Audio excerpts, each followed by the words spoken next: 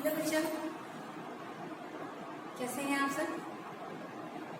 आप पढ़ने में मज़ा आ रहा है मेरे ख्याल से आप सभी को, है ना? और आप सभी ने अपनी पीटी की तैयारी भी शुरू कर दी होगी, क्योंकि बस अब इसी महीने हमारे पीटी के एग्ज़ाम हैं। लेकिन हमारा पिछले महीने का सिर्फ एक कारक रह गया था, तो इस वीडियो में हम कारक अपना कंप्लीट करेंगे। तो आपने संज्ञा के बारे में जाना, सर्वनाम शब्दों के बारे में जाना। अब संज्ञा और सर्वनाम शब्दों में जो संबंध होता है, ठीक है, संज्ञा, क्योंकि संज्ञा वाक्य में आप जानते हैं कि बहुत सारी चीज़ों से मिलकर वाक्य बनता है।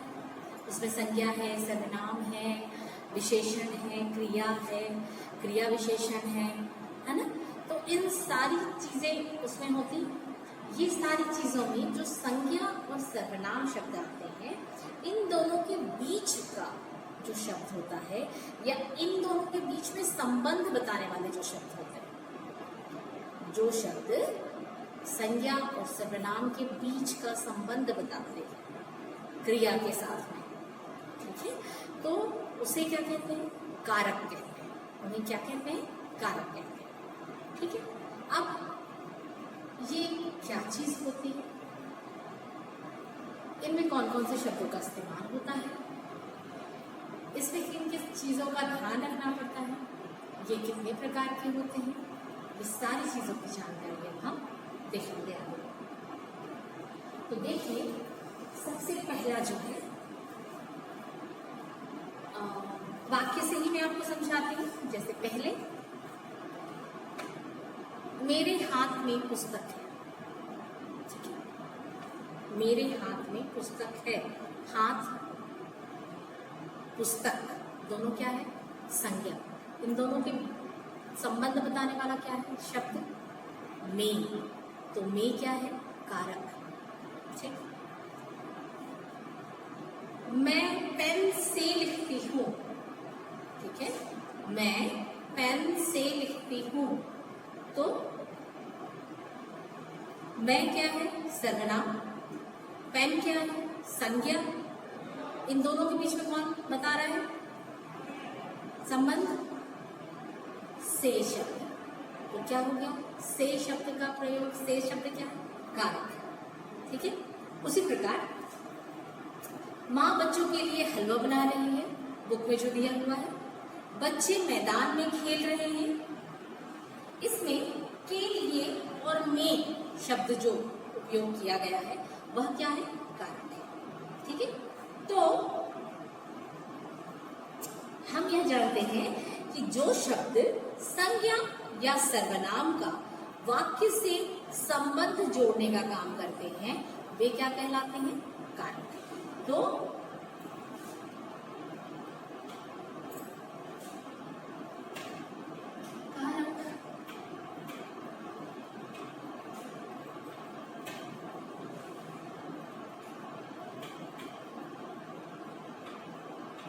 कारक की परिभाषा क्या बताएगी? वे शब्द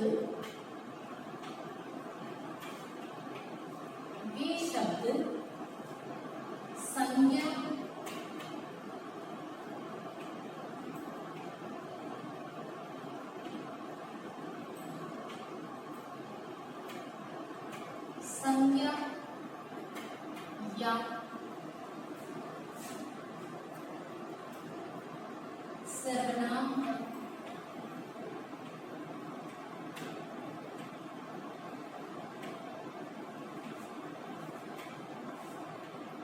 वे शब्द जो संज्ञा या सर्वनाम, जो संज्ञा या सर्वनाम का वाक्य से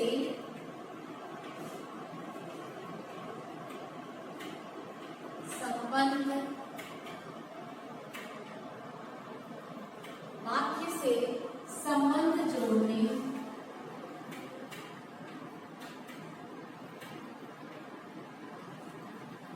का काम करते हैं। संबंध जोड़ने का काम करते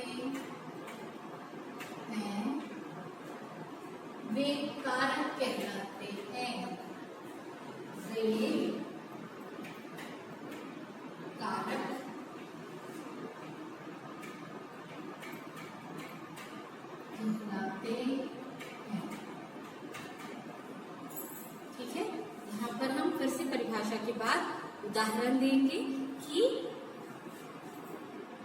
उदाहरण कौन सा देंगे? बच्चे मैदान में खेल रहे हैं। बच्चे मैदान में खेल रहे हैं। तो कारक की परिभाषा, वे शब्द जो संज्ञा या सर्वनाम का वाक्य में से संबंध जोड़ने का काम करते हैं, वे कारक कहलाते हैं। जैसे बच्चे मैदान में खेल रहे हैं। ठीक है, समझ में आ गया? मैदान क्या है? मैदान क्या है? जगह का नाम है। तो में खेल रहे हैं, खेलना यहाँ पर क्रिया है। यहाँ पर किससे संबंध दिखा रहे हैं? तो दोनों का क्रिया से संबंध दिखा रहे हैं। ठीक है, तो इस तरीके से आपने देखा कि जब संज्ञा सर्वनाम के अलावा वाक्य में क्रिया से भी जो शब्द संबंध दिखाते हैं उन्हें क्या कहते हैं? कारक कहते हैं। ठीक है, अब आते हैं कारक के भेदों पर। कारक 8 प्रकार के होते हैं। ठीक है, कारक 8 प्रकार के होते हैं। कौन कौन से कारक होते हैं? पहला कर्ता कारक, दूसरा कर्म कारक, तीसरा करण कारक, चौथा संप्रदान कारक, पांचवा अपादान कारक, छठवां संबंध कारक, सातवां अधिकरण कारक और 8वां संबोधन कारक। ठीक है, अब हमने इनके नामों को जान लिया। अब नाम को जानने के साथ साथ इन नामों के साथ में इनके नाम का तो प्रयोग किया नहीं जाता, इनके नाम में जो चिन्ह प्रयोग किए जाते हैं उनको जानते हैं। ठीक है, तो जो कारक हैं, कारक कितने प्रकार के हो गए? तो यहाँ पर आप लिख सकते हैं कारक के प्रकार, कारक के प्रकार। ठीक है, फिर आप आगे लिखेंगे कारक 8 प्रकार के हैं। 8 प्रकार के होते हैं। ठीक है, अब हम क्या करेंगे? इन कारकों के नाम लिखेंगे यहाँ पर और यहाँ पर क्या देंगे? चिन्ह देंगे हमने। हर कारक का एक अलग चिन्ह होता है, तो हर कारक का नाम और हर कारक का चिन्ह देंगे हम इनको। ठीक, इससे पता चलेगा हमको कि कौन सा कारक का कौन सा चिन्ह होता है। ठीक, तो सबसे पहला कर्ता कारक।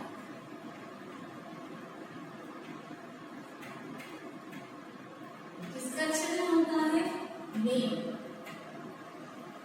दूसरा कर्म कारक, जिसका चिन्ह होता है तो। तीसरा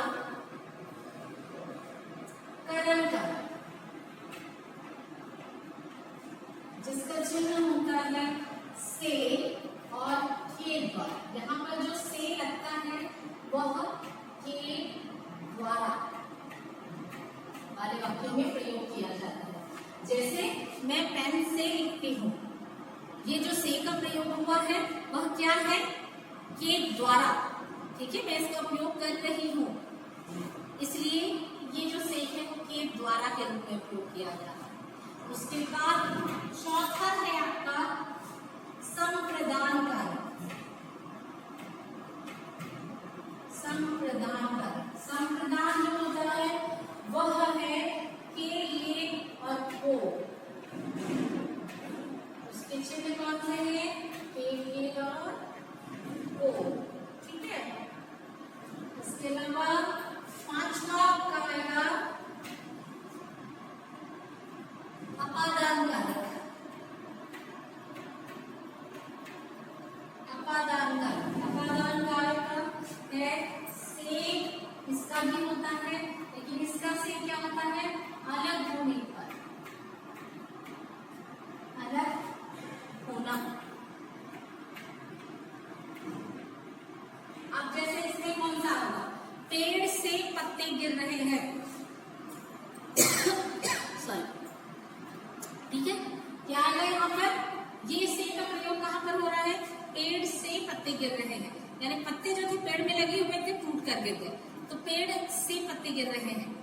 मैंने इससे पहले वाले से का प्रयोग बताया, मैं पेन से लिख रही हूँ, मतलब मैं उसका उपयोग करते हुए लिख रही हूँ।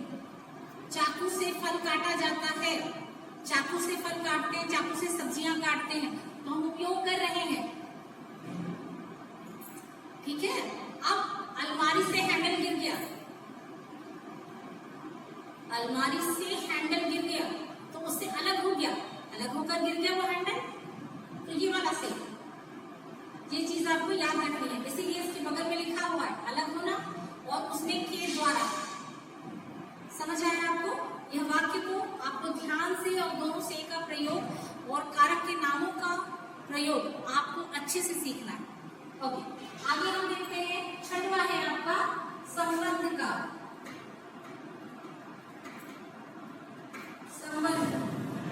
संबंध बताने के लिए जिन कारकों का प्रयोग किया जाता है, जैसे का, के,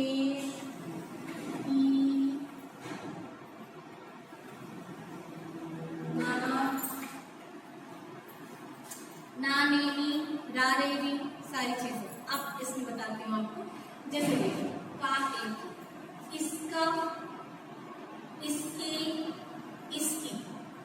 ठीक है, समझ में आया? यह इसका बैग है, यह राम का बैग है। का, राम का बैग, संज्ञा में बताया, यह सर्वनाम संज्ञा के बीच में आया, राम का, यह राम का बैग है। ठीक, दूसरा के, राम के पेन से लिख रहा हूं, राम के पेन से लिख रहा हूं, है ना? संबंध बता रहा, पेन किसका है? राम का है, राम के पेन से लिख रहा हूं। ही, इसकी दुनिया अलग है, इसकी सोच अलग है। इसकी संबंध बता रहा है सोच के साथ में, तो इसलिए यहाँ पर संबंधवाचक कारक है। ठीक, इसके बाद है अधिकरण और फिर है संबोधन। यहाँ पर मैं छोटे छोटे में लिख देती हूँ। अधिकरण कारक जो है, यदि नहीं आएगा तो बनाते जाएंगे। अधिकरण कारक इसका है में और पर, में और पर है इसके चिन्ह, और उसके बाद है आठवां, यहाँ कारक से आ जाएगा संबोधन कारक।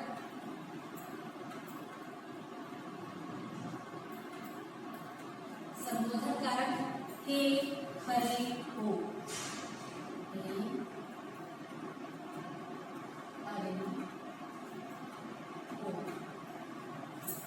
ठीक है। जैसे हे राम मुझे बचा लो, हे राम इस दर्द से मुक्ति दिलाओ, ओ भगवान ये क्या हो गया। हे राम, हरे राम, हरे राम, हरे कृष्ण, इस तरीके के शब्दों का जब हम प्रयोग करते हैं, वहां पर हमने क्या किया? कौन से कारक शब्दों का प्रयोग किया? संबोधन कारक शब्दों का प्रयोग किया। ठीक है, तो देखा आपने कि कारक के नाम, कारक के चिन्ह, ये सारी चीजें आपको याद रखनी है। इनके नामों को याद रखना है और इनके चिन्हों को याद रखना है, तभी हम इनका सही प्रयोग कर पाएंगे। ठीक है, आगे हम देखते हैं कि कैसे कैसे चिन्हों का प्रयोग होता है, किन किन जगहों पर हम चिन्हों का, इन चिन्हों का प्रयोग, कारक चिन्हों का प्रयोग हम करते हैं। ठीक है, आगे देखते हैं हम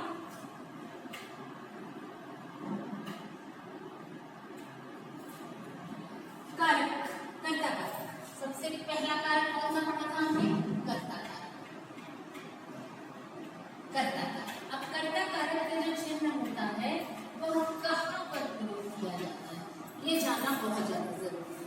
तो जैसे कर्ता, जिसके बारे में बात की जाती है वह कर्ता कारक कहलाता है। जैसे राम ने पुस्तक खरीदी या नीलम ने पुस्तक खरीदी। ठीक है, तो यहाँ पर किसके बारे में, कर्ता कौन हुआ इसमें? नीलम या राम। ठीक है, तो उनके बाद में जो लगा हुआ है ने, राम ने या नीलम ने पुस्तक खरीदी, तो यह क्या है? ने कर्ता कारक है। समझ में आया? ने चिन्ह लगा हुआ है। पहले यहाँ पर क्या, जैसे हमने मान लो दिया राम ने पुस्तक खरीदी,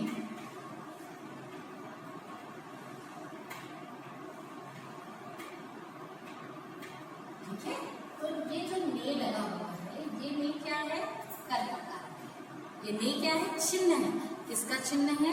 कर्ता कारक का चिन्ह है। क्यों कर्ता कारक क्या कहलाता है? क्योंकि यह कर्ता का संबंध इस संज्ञा से बता रहा है। ठीक, समझ आ गया? तो कर्ता कारक का ने कहाँ पर प्रयोग होगा, आपको समझ में आ गया? दूसरा कर्म कारक।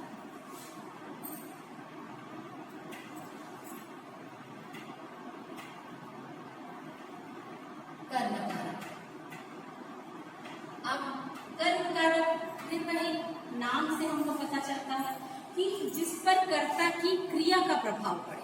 कर्ता के द्वारा जो क्रिया की जा रही है उसका प्रभाव जब पड़ता है तब वह कर्म कारक है। जैसे राम ने रावण को मारा, ठीक है। उदाहरण इसका क्या हो सकता है? राम ने रावण को मारा, ठीक है। तो यहाँ पर को शब्द का प्रयोग किया गया। ये जो है यहाँ पर आप देख रहे हैं, क्या है? राम क्या है? कर्ता। कर्ता के साथ में कर्ता का चिन्ह लगा हुआ। कर्ता ने क्या किया? क्रिया रावण को मारा। कर्ता के द्वारा जो क्रिया की जाती है उस पर असर पड़ता है, ठीक है। समझ आ रहा है? राम के द्वारा जो भी कार्य किया जाता है उसको हम दिखाते हैं कर्म कारक से। राम ने सोहन को पत्र लिखा, सोहन को पत्र लिखा, ठीक है। अब तीसरा है करण कारक। वैसे तो मैंने यहाँ पर आपको बता दिया था करण का, जैसे चाकू से फल काटते हैं, मैं पेन से लिख रही हूँ, है ना। जब हम उपयोग करते हैं तब क्या होता है? के द्वारा वाले से का प्रयोग किया जाता है, अर्थात तब हम कौन से कारक का प्रयोग करते हैं? करण कारक का प्रयोग करते हैं। करण कारक, इसका चिन्ह क्या है? से, और इसका पहचान क्या है? के द्वारा, ठीक है। तो क्या है? बच्चा खिलौने से खेल रहा है, बच्चा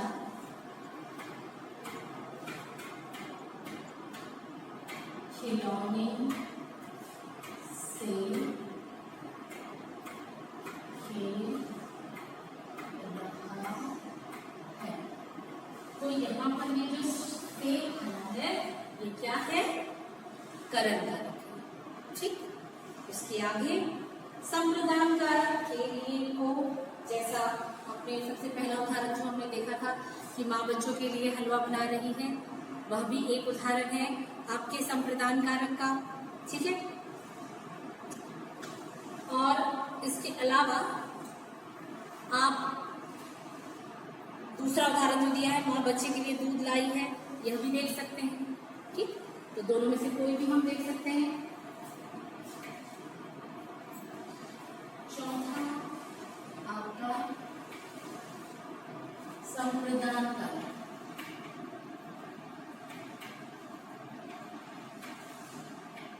संप्रदान कारक, जिसका निशान क्या है? वे।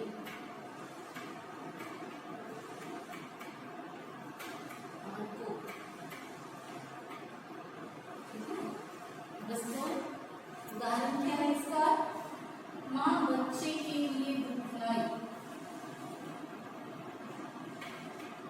माँ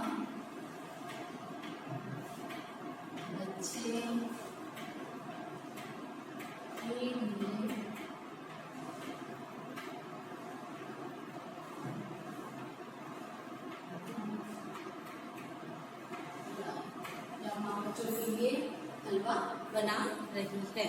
ये दोनों उदाहरण आप इसमें इस्तेमाल कर सकते हैं। इसके बाद आगे हम आते हैं अपादान कारक पे। अपादान कारक फिर से आप देख रहे हैं, यहाँ पर फिर से किसका प्रयोग किया जा रहा है? से का प्रयोग किया जा रहा है। क्या है ये? अपादान कारक। अपादान कारक,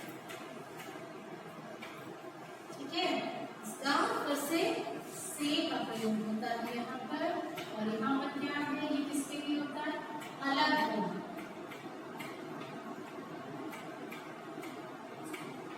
अलग होने के लिए यहाँ पर से का प्रयोग किया जाता है। तो यहाँ पर आसमान से वर्षा की बूंदें गिर रही है।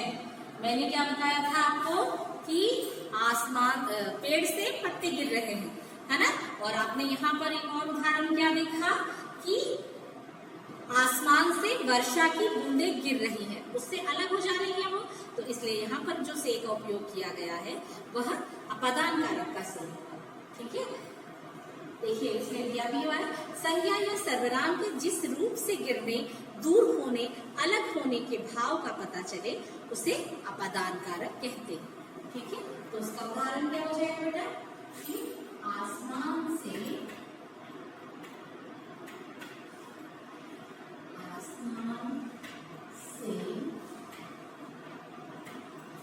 वर्षा की बूंदें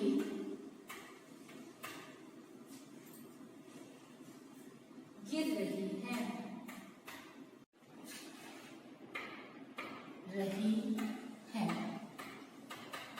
तो ये जो से है ये क्या है? से क्या है? ये से ये है अपादान से अलग होने पर, ठीक है।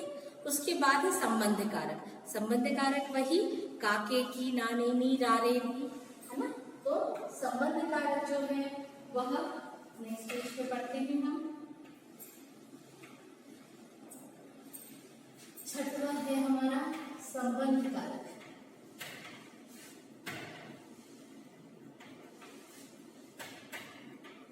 संबंध कारक जहां पर पहचान चिन्ह है का, के की,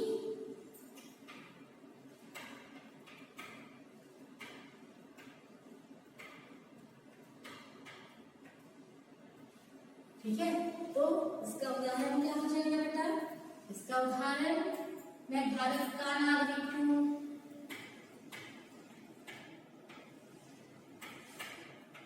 मैं भारत का नागरिक हूं, ठीक है। तो यहाँ पर जो का शब्द का प्रयोग किया है वो भारत और नागरिक के बीच में संबंध दिखा रहा है ना। मैं और भारत के बीच में ये संबंध दिखा रहा है। तो ये क्या हो गया? संबंध कारक, ठीक। उसके बाद है आपका अधिकरण कारक, जहां पर में और पर शब्द का उपयोग किया जाता है, ठीक है। तो इसके अलावा में और पर शब्द का उपयोग जिस शब्द से कार्य के होने के स्थान की जानकारी मिले, जिस शब्द से कार्य के होने के स्थान की जानकारी मिले उसे अधिकरण कारक कहते हैं। जैसे तान्या बिस्तर पर बैठी है। किस पर बैठी है तान्या? बिस्तर पर बैठी है। तो स्थान की जानकारी मिल रही है ना कि वो कहाँ पर बैठी है। बैठना कार्य है। तान्या के द्वारा कौन सा कार्य किया जा रहा है? तान्या के द्वारा बिस्तर पर बैठने का कार्य किया जा रहा है। और स्थान क्या है? बिस्तर। कार्य क्या है? बैठना। संज्ञा क्या है? तान्या। तो इन सब का संबंध क्या है? पर बैठी है, बिस्तर पर बैठी है। तो यहाँ पर क्या हो जाएगा आपका अधिकरण का, ठीक है। तो सातवां है आपका अधिकरण कारक।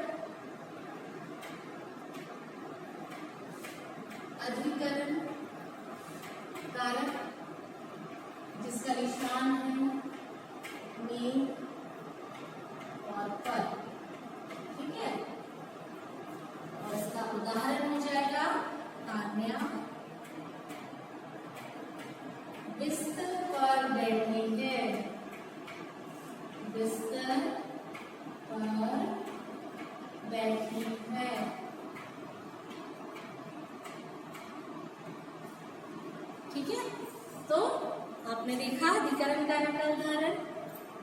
उसके बाद है संबोधन।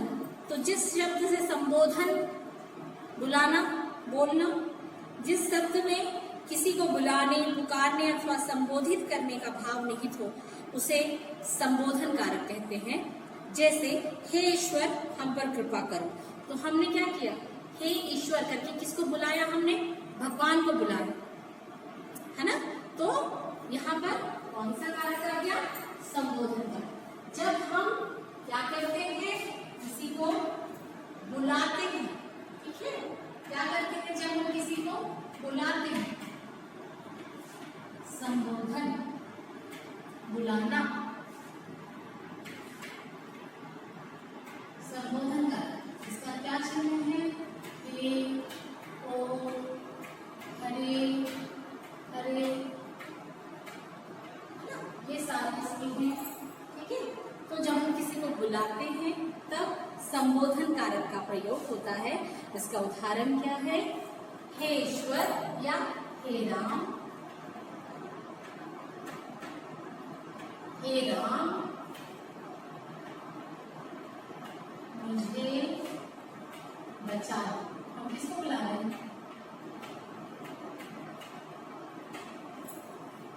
हाँ किसको बुला रहे हैं, हम ये कहते हैं हे ईश्वर,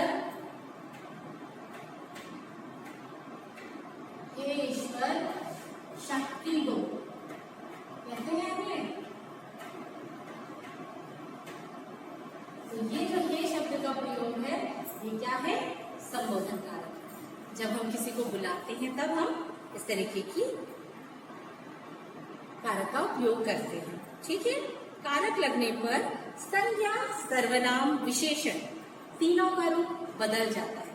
जैसे वह औरत मूल रूप है लेकिन कारक के कारण उन औरतों ने क्या कारक लग गया, कर्ता ने, उन औरतों ने, तो रूप बदल गया संज्ञा का। तो इस कारण आपको ये चीज ध्यान रखनी है कि ये जो है ये क्या कहलाते हैं, कारक चिन्ह कहलाते हैं। कारक चिन्ह वाक्य में संज्ञा या सर्वनाम का संबंध वाक्य के अन्य शब्दों के साथ बताते हैं, ठीक है। वाक्य में संबंध बताने के लिए जिन शब्दों का प्रयोग होता है वह कारक शब्द कहलाते हैं। इन्हें परसर्ग भी कहते हैं। इनके चिन्हों को विभक्ति चिन्ह कहा जाता है। इनके चिन्ह को क्या कहते हैं, विभक्ति चिन्ह कहते हैं, ठीक है। तो इस तरीके से यह कारक पूरा होता है। इसमें आपने इनके परिभाषाएं, इनके प्रयोग करने के तरीके सब कुछ सीखा। आशा है आपको ये पाठ समझ आया होगा। Thank you.